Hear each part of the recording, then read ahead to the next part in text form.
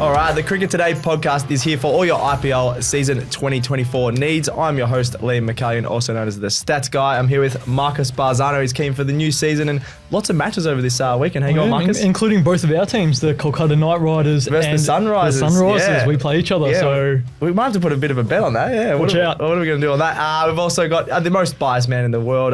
Doesn't have his RCB kid on today, but he's still very excited for them coming up on the weekend. How you going, Leo? I'm not Alex Donnelly. How you going, guys? Yeah, that's a good point. How you going? Yeah, good. How are you? Very, very good. Very excited for all those matches. I don't know why I asked that twice. Today we're going to cover all of the 5 weekend IPL matches with a team breakdown, the key matchups in those matches, and a prediction, which will be really exciting and going through each of the games. We've also got an interview with Code Sports journalist Daniel Cherney. He loves talking about the Aussies in the IPL, so we covered all of that, even some of the Aussie coaches. So let's get right into it, lads. The first game is the Chennai Super Kings taking on the Royal Challengers Bangalore.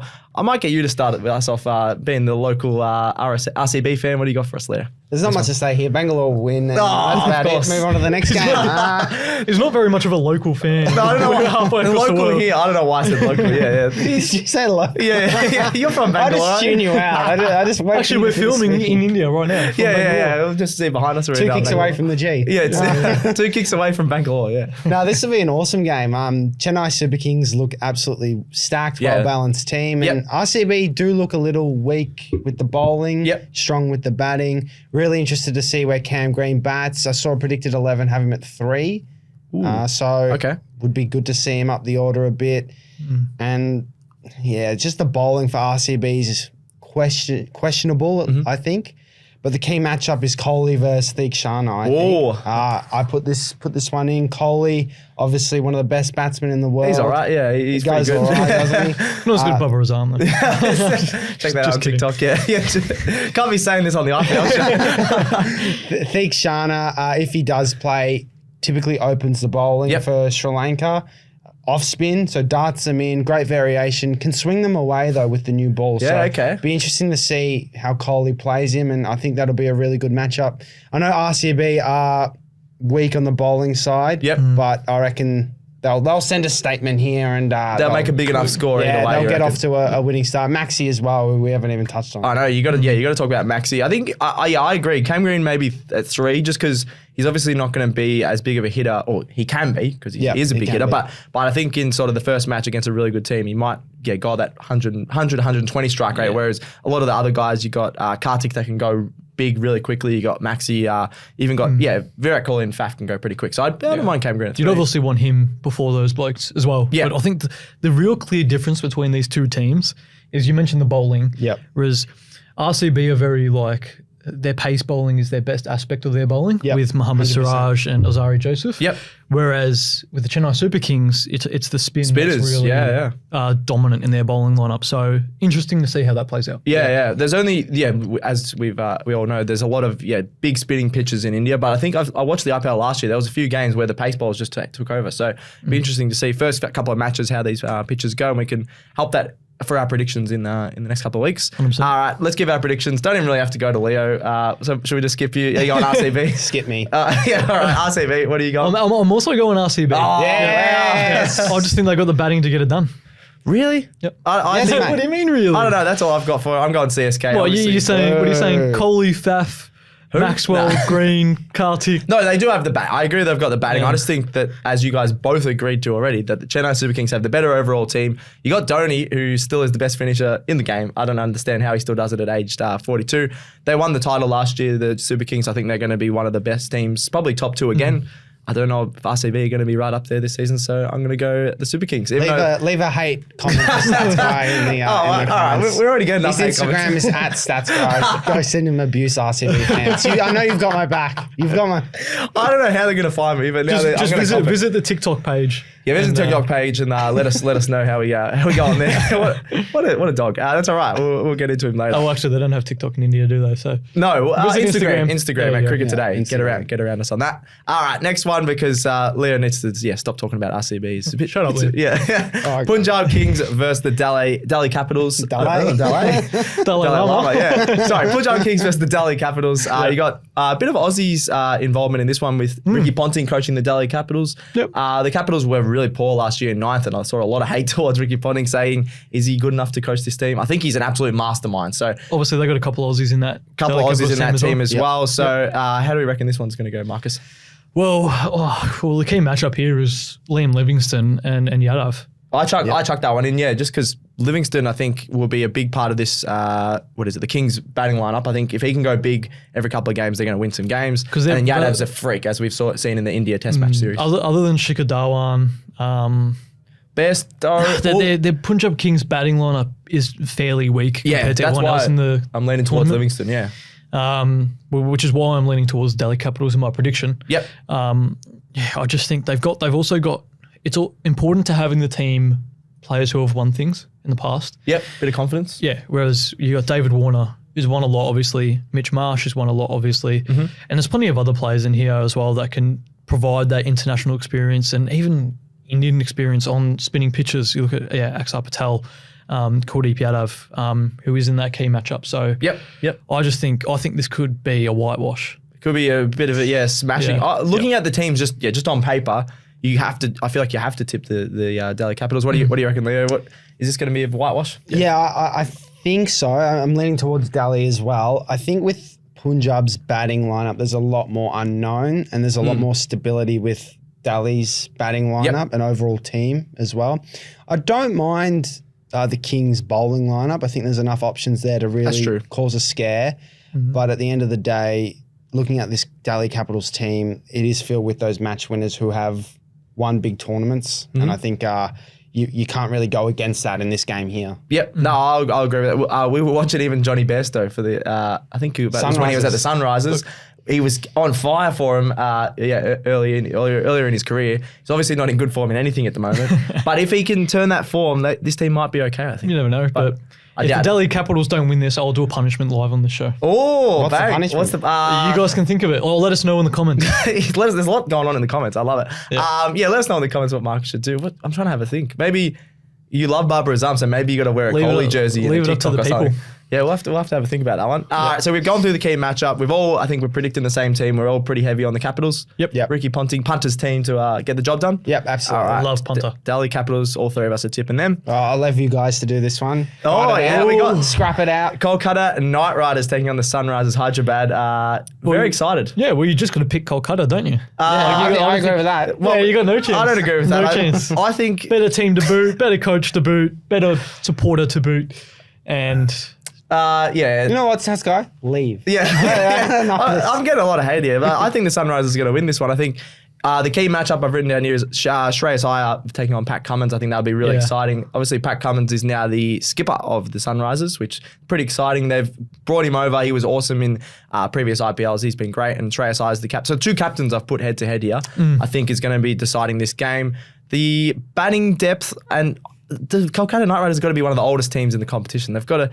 I don't know, mate. Yeah, just old and not, you can say experienced, but guys that are past their prime. So that's why I'm leaning towards the Sunrisers here. No, you're wrong. They're wrong. You're wrong in your opinion. I'm not wrong. Going to the next game. I'm not wrong. I'm not wrong that they're old and they're past their prime. You can't argue with that. I guess so, but it doesn't matter because Rinku Singh is going to hit 50 off 10 and he's going to blow your socks off. Leo has talked up Rinku Singh, so you're excited to watch him? Get him at RCB, that's all I'm saying.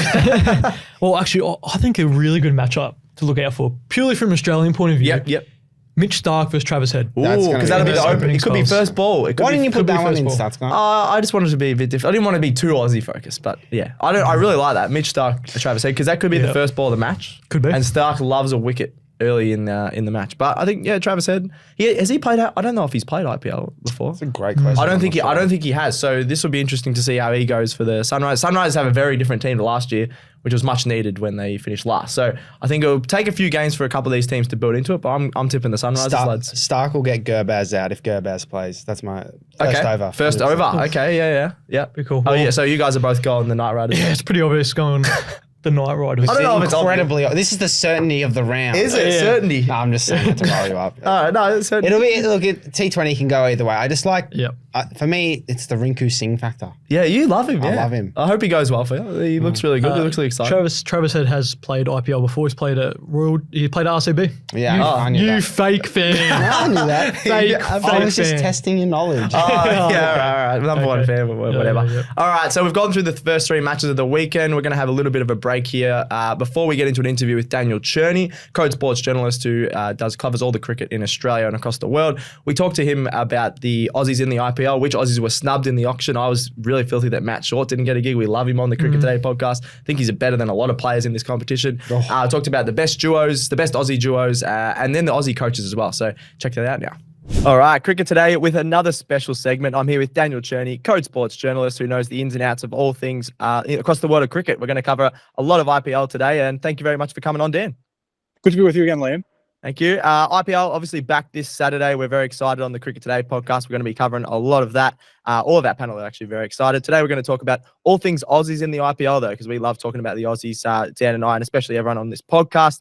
First one I'll go with you, Dan. Steve Smith, Josh Inglis, Matt Short, probably a few others did put their hands up for the IPL auction last year for this season upcoming, especially after dominating in BBL and other tournaments. Who do you think was the most unlucky out of those, or any other Aussies that you can think of? Just probably a bit unlucky not to play in the IPL this season. I'd say Matt Short is pretty stiff. I'd rate him. I rate him really highly in the T20 comps. Yeah, look, I think he couldn't have done too much more, certainly domestically in the Big Bash League. He's pretty unlucky in that respect. But I suppose it just shows that it is that step up in talent, the quality. Perhaps his skill set. Especially being a spinning all rounder, that there are quite a lot of those around. They tend to be bit keener if you've got the pace bowling there in India, given that India obviously traditionally and historically continue to produce plenty of spin options. Yep. And I suppose Matt Short probably hasn't quite banged the door down yet at international level. That's true. To show that he's absolutely at that world-class standard. But he did get a look in last year as a replacement player. And I think the thing about this IPL, it's also worth noting, is that it's such a long tournament. I mean, it stretches for over about 2 months. 2 months, yeah. The openings could yet come. I mean, it's a lot of time and a lot of opportunity potentially for replacement players. So I wouldn't completely shut the gate on Short and Inglis in particular. Steve Smith is actually heading over there, or if he's not there already, to do some commentary. I saw that. That'd be exciting, yeah. So this is just sort of unfortunately about as good as it gets for him on the T20 front these days. He hasn't played for a few years now, and it just does seem a bit off the pace there, which is remarkable to think when it's a player of Steve Smith's quality. But as we discussed a little bit before on this show, he doesn't quite have that explosive nature in T20 cricket, and the game has probably gone a little bit past him, and he faces an uphill battle to make that squad for the World Cup in June. No, definitely. I think it just shows how competitive this league is. Obviously, everyone knows it's the best T20 comp in the world, as we've talked about on this show during this week. Next one for you, I just want to talk about some of the Aussie duos. You got Head and Cummins at the Sunrise. You got Warner and Marsh together as well, another team, which is pretty exciting. I'm just going to ask you this one. Can Maxwell and Green become the best Aussie duo for IPL? For RCB, that is, especially questioning if Cam Green's style really works for T20. Obviously, he's going really well in the test and the longer formats. Do you think Cam Green can really lift his game in that T20 style? And can Maxwell and Green become that perfect Aussie combo for RCB? I mean, Cam Green showed a little bit last year for Mumbai. He did hit that big century, and then he was involved in the trade. Hardik Pandya returned to the Mumbai Indians, and Cam Green sort of went out. And it's a big swap, yeah. It was a big swap, and now that you've seen Green team up, as you said, with Glenn Maxwell at RCB, who incidentally, are celebrating a great title the other day from the women's Premier League with Elise Perry and co. So Mullaly. So I think clearly they're both supremely talented players, but obviously there's no shortage of them in the IPL.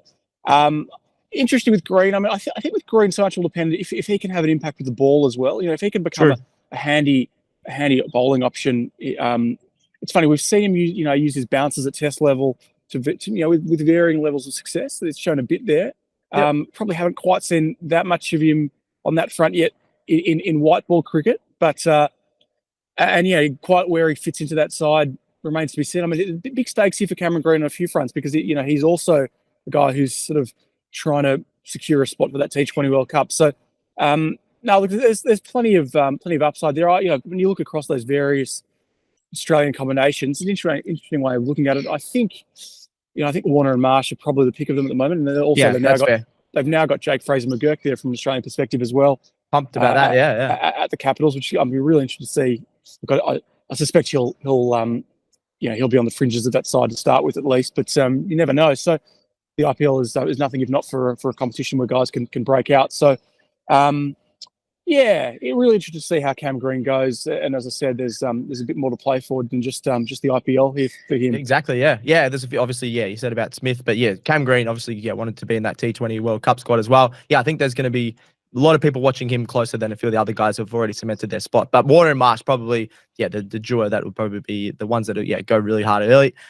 You obviously just mentioned Jake Fraser-McGurk. We were really excited on Cricket Today that he got picked up by the Capitals. I think well-deserved. He's such a star, rising star, and they're going to be really good. Spencer Johnson looks to be the main bowler at Gujarat after that big payday he got, I think it was $7 million or something like that. Big price tag on him, so a bit of pressure on him. Which Aussie are you most excited for, Dan, in the IPL in 2024? Look, I am really excited by to see if Fraser-McGurk can make an impact. And look, there's storylines everywhere, but I think the one that actually interests me the most is a bit of a left field one, but one that's not playing is Justin Langer as coach of the Lucknow Super Giants in his first coaching gig since he left the Australian role 2 years ago in acrimonious circumstances. Really interested to see how he goes in the dressing room, which is obviously was part of the concern there. In Australia, he's got a couple of Aussies there with him, Marcus Stoinis, who he's known for a long time back from WA days, and he's signed Ashton Turner as well as sort of another guy he's got a long history with. I saw they've actually signed Adam Voges as a sort of consultant. I suspect he's going to head over there after the WA's Shield final against Tasmania this week. So. Yeah, really interested to see how he goes there. It's interesting, and they've got Shamar Joseph as well, so that's another fascinating, very exciting team. Really exciting. So, I think as much as anything that's really interesting. And also from an Australian perspective, Ricky Ponting at the Capitals, they did not have a good season last year, so he's under a bit of pressure there to perform this year. So, while you're right, obviously everyone looks to the on-field primarily. The off-field is pretty interesting there, given you've got a couple of big name Australians in key roles there, and they're not the only ones. There's plenty of Aussies around in other coaching, assistant coaching roles. I mean, the Aussie impact on this competition is immense. Obviously, you've got Cummins and Stark back in the league after a long time. Travis Head's been picked up on a lucrative deal with the Sunrisers, Hyderabad. So there's a lot of different guys that are going to be involved. No, I think you've brought up some awesome points I didn't even think about. The coaching side of it. That'd be actually really exciting to watch. Punter and Langer as well. Just going at it and seeing how Langer goes with the new team, which will be very exciting. In the IPL, we're very excited for that on the weekend. Check out Daniel Cherney on Code Sports. Some great articles at the moment, all over Twitter as well. Thanks heaps for coming on, Dan. And as usual, thank you very much. No worries, Liam. Thank you. All right, welcome back to the usual Cricket Today show. That was an awesome interview with Daniel Cherney covering all things Aussies in the IPL. Let's go to the next match, lads. We've got two more to go for the weekend. The Rajasthan Royals taking on the Lucknow Super Giants. The Super Giants coach, new coach, Justin Langer. So the old Aussie coach, that went down in flames a little bit after he finished there. So hopefully the players there like him a bit more than when the Aussie players pretty much got rid of him. So I think he'll still be a good coach. I think he's a solid coach. It'll just be interesting how he handles the players there. What do we like in this one, lads? I like Langer being coach. I think he's a winner. Although the Rajasthan Royals they've definitely got a chance to win this game. Got a decent team, yeah. Yeah, they got a fairly decent team. I'm a big fan of Josh Butler actually in 2020 tournaments. Particularly, maybe not for England per se, just because we hate England. Yeah. But in domestic competitions, he's always really good. Yeah. Very, very handy bat. Yep.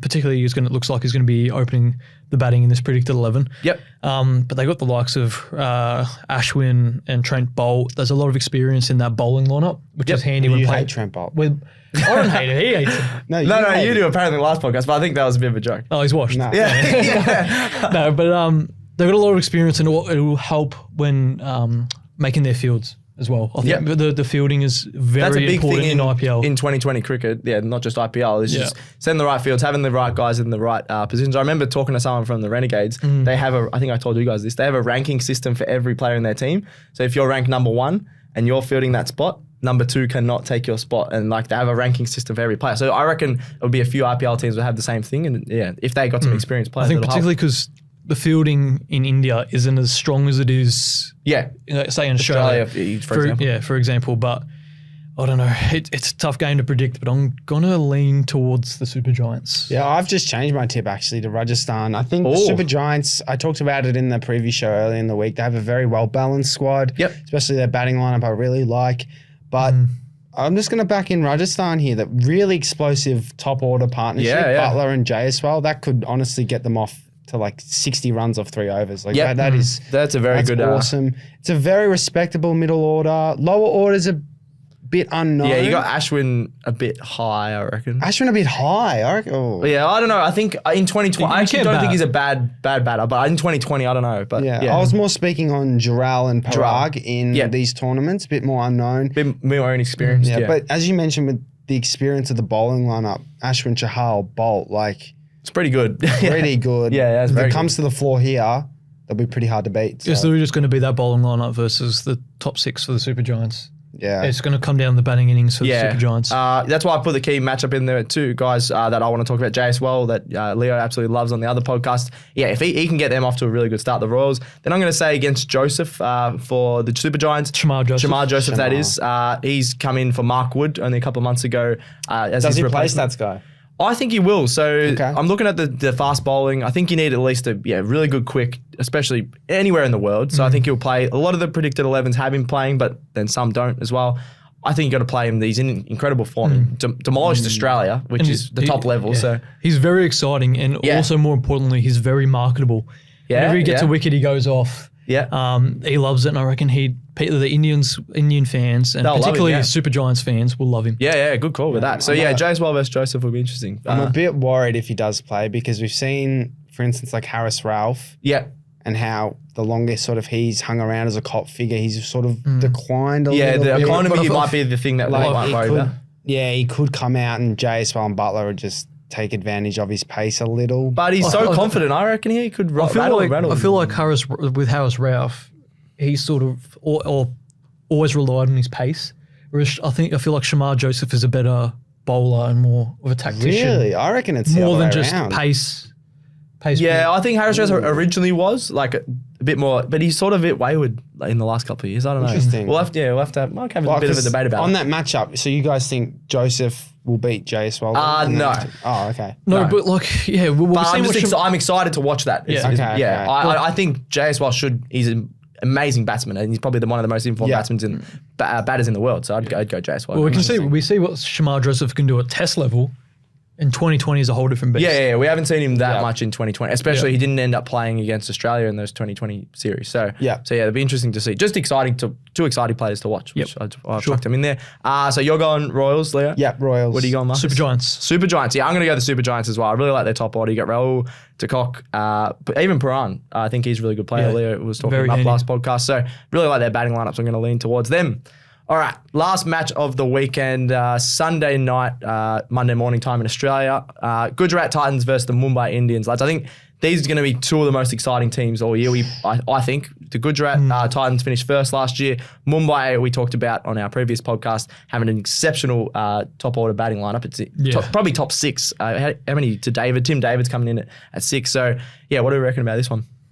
This is going to be one of the best matches to watch over the weekend. And you know what?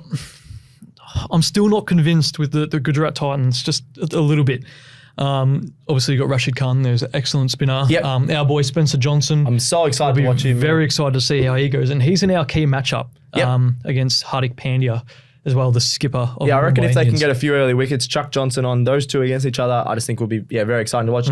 Pandya is obviously a lot more experienced in all these formats. Johnson, it could go either way. Johnson might get a few early wickets or he could get carded because his first game, I reckon in the back of his mind, he'll be thinking, I'm on almost 2 million here. These guys are all bowling a row at Sharma. And he's bowling a row at Sharma, Ishan Kishan. I'm getting paid like $10,000 per ball. Per ball, yeah. Imagine that in the back of your head. You're like, if you bowl a wide or something, he's like, that's just cost my team. You get hit 10,000. That's an expensive. That's an expensive 6, isn't it? Yeah. So at the same time, you wouldn't care though. You wouldn't. Yeah. You could be on the bench. And you don't really care, do you? You're getting paid a lot of money. Yeah, that's going to be the matchup for me. What else do we reckon? What do you reckon, Leo? Who's going to win this one? I'll ask that for you. I think Mumbai win. Just their top order's too good to ignore. The matchup, though, another one I want to touch on is Bumrah versus Gill. I think it'll be really intriguing at the top. Bumrah, world class. Gill coming into his own. Be really keen to see how that one goes. I think he's one of the most hyped guys in India at the moment, Shubman Gill, because he's all hyped. They're all hyped because India absolutely love it and we love it as well. But Shubman Gill, I feel like everyone's been talking about in the last couple of years. Just he's so exciting to watch. Well, you do know Jasper Bumrah only has 1 fifer in India and he has 10 overseas. Really? Yeah. Okay. It's because I think that's test. Test. Oh yeah. That surprises me, but maybe it's just because spin heavy decks and they literally make their pitches a bit more spin likable. Friendly. Spin friendly. That's a better way to put it. I think we're all going Mumbai Indians, are we? Yeah, I agree. I think you got to with what Leo. So you got Sharma, Kishan, Pandya, Yadav, Varma, and David, and then you even got Muhammad Nabi. I think he's a little bit past it because he played in the Big Bash and the long game. It was pretty average.